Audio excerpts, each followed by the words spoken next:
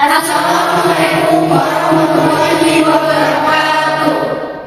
Perkenalkan, kami dari kelompok 2 ingin mempresentasikan mengenai sistem reward and punishment. Tugas ini merupakan tugas pemenuhan tugas akhir akuntansi sektor publik. Sebelum memulai materinya, saya akan memperkenalkan anggota kelompok saya mulai dari pojok kiri. Perkenalkan, nama saya Purnawasari. Perkenalkan, nama saya Cinta Fiorenza. Nama saya Alika Putri Setiawan. Perkenalkan, nama saya Richard Asmira Silvani. Nama saya Amanda Farisa. Halo, perkenalkan, nama saya Julia Nurliana. Nama saya Alvira Febri. Perkenalkan, nama saya Brian Firman Sepanjang Guru. Itu membahas mengenai sistem pengukuran kinerja pada sistem reward dan punishment, di mana sistem ini bertujuan untuk membantu manajer pabrik dalam mencapai suatu strategi melalui alat ukur finansial maupun non-finansial.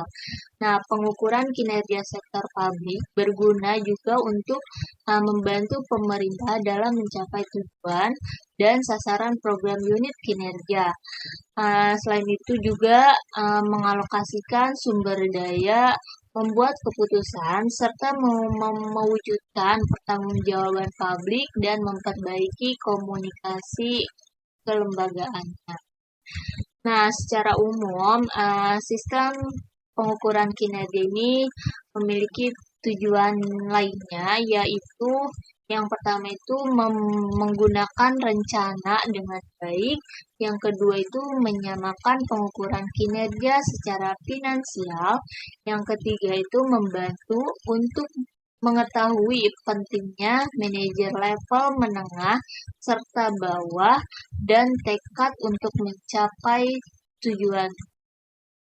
Dan yang terakhir itu sebagai alat untuk mencapai kepuasan setiap individu serta kolektif yang rasional. Oke, untuk materi selanjutnya ada reward and punishment. Jadi apa sih reward dan punishment itu?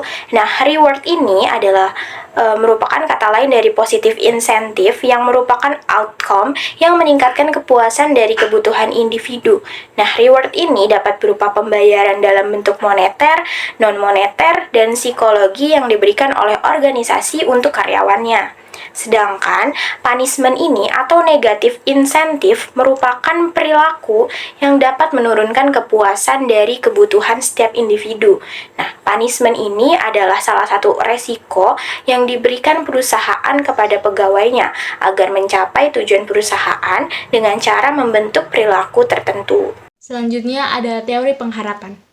Menurut Gudono tahun 2009, ada 3 faktor dalam motivasi. Yang pertama, harapan mengenai hubungan antar usaha dan kinerja. Penambahan usaha akan meningkatkan kinerja atau unsur ekspansi. Yang kedua, ada persepsi hubungan antara kinerja dan hasil atau outcome. Dan kinerja yang baik akan memunculkan hadiah atau outcome yang merupakan unsur instrumentality. Yang ketiga, ada nilai daya tarik hadiah tersebut bagi seseorang yang merupakan unsur valensi. Dan jika digambarkan, berikut merupakan model teori pengharapan. Selanjutnya itu teori penguatan. Menurut teori penguatan, pembentukan perilaku terbentuk karena kegiatan yang diatur sesuai dengan tujuan perusahaan. Menurut Gudono pada tahun 2009, terdapat 4 macam konsekuensi kegiatan itu. Yang pertama, positive reinforcement, tindakan yang dilakukan dengan diharapkannya menimbulkan konsekuensi yang menyenangkan. Yang kedua itu negative reinforcement, upaya yang dilakukan untuk menghilangkan hal yang sifatnya tidak nyaman untuk berlaku. Yang ketiga itu punishment, yaitu cara yang dilakukan untuk mengurangi perilaku tertentu yang dilakukan dengan cara diberikannya konsekuensi hukuman kepada pelaku.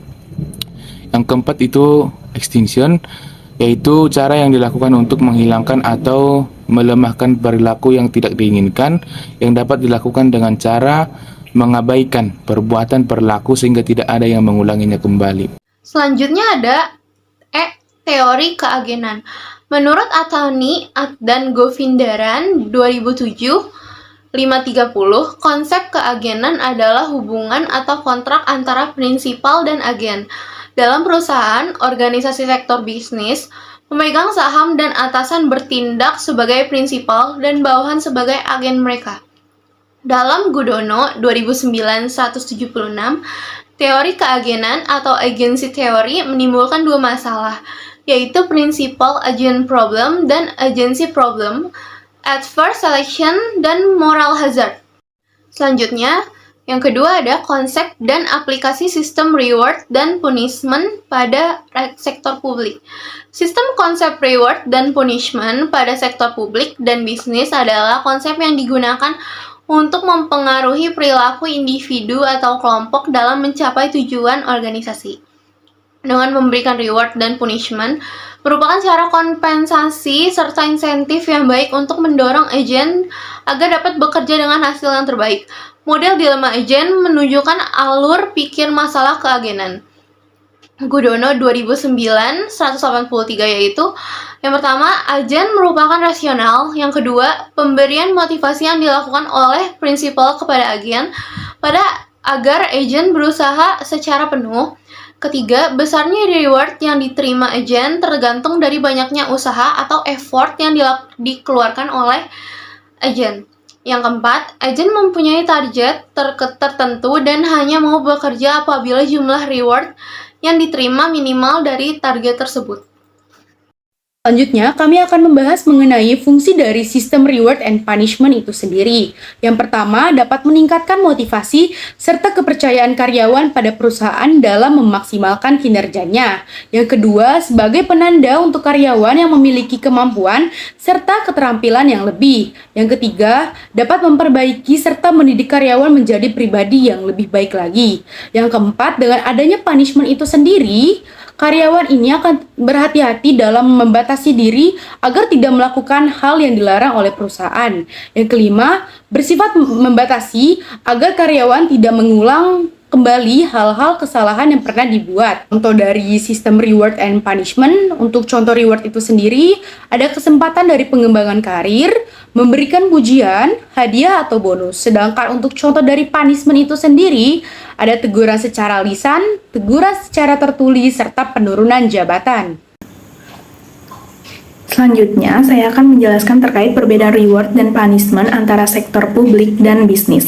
Perbedaan reward yang pertama, organisasi sektor publik cenderung memberikan reward dalam bentuk kenaikan pangkat atau jabatan, sedangkan organisasi bisnis memberikan reward dalam bentuk bonus atau saham perusahaan.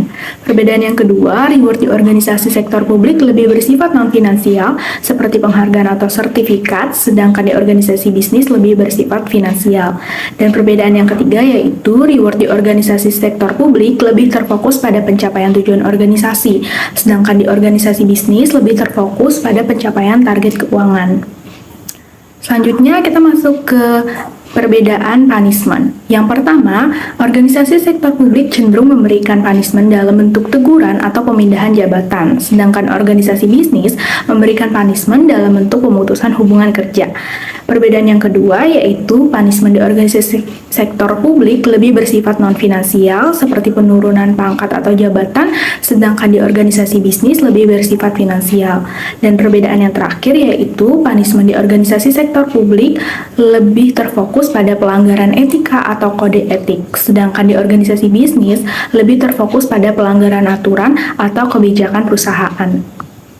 Oke, sekarang kita di halaman 10 atau juga kesimpulan, yang dimana teman-teman saya juga sudah menjelaskan materi sebelumnya. Jadi kesimpulannya, sistem reward dan punishment sangat berpengaruh pada sektor publik atau bisnis dan juga swasta untuk meningkatkan kualitas kemampuan atau kreativitas seseorang dalam bekerja individu maupun ke kelompok yang dapat menguntungkan suatu entitas.